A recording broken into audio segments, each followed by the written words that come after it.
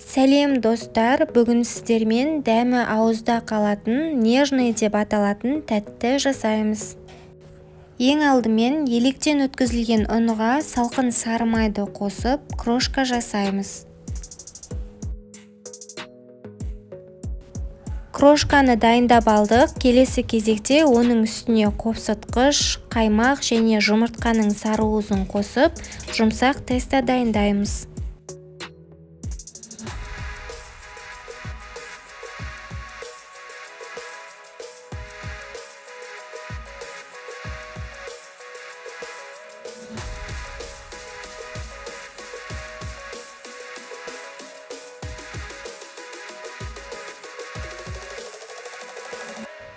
Міне теста дайын болды. Енді оны целлофанға салып, 1 сағатқа мұздатқышқа салып қоямыз.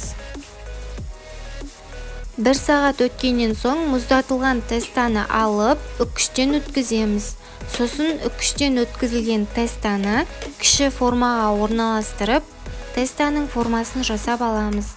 Яғни видеода көрсетілгендей етіп жасасаңыздар болады.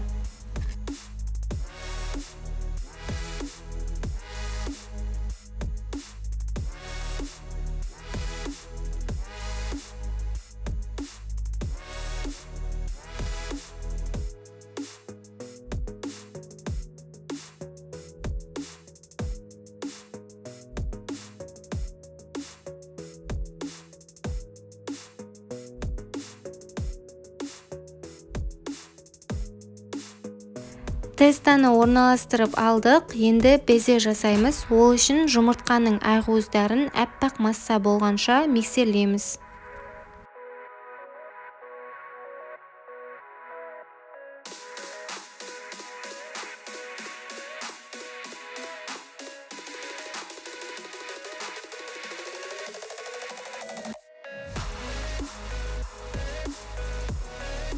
Әппақ массаға лимон қышқылы және қант ұнтағын қосып, тағы да миксерлейміз.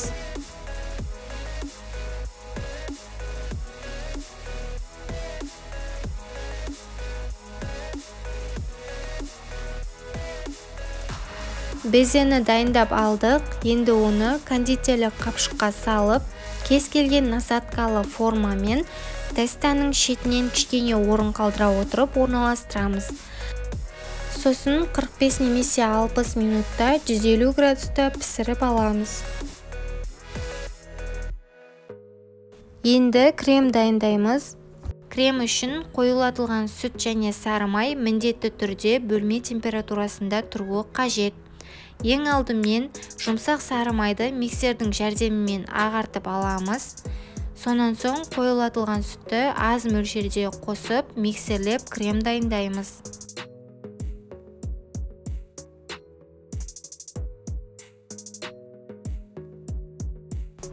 Кремді дайындап алдық. Енді оны кондитерлік қапшыққа салып, видеода көрсетілгендей етіп жасаймыз. Сонан соң әсемдеуін өз қалауларыңыз бойынша жасасаңыздар болады.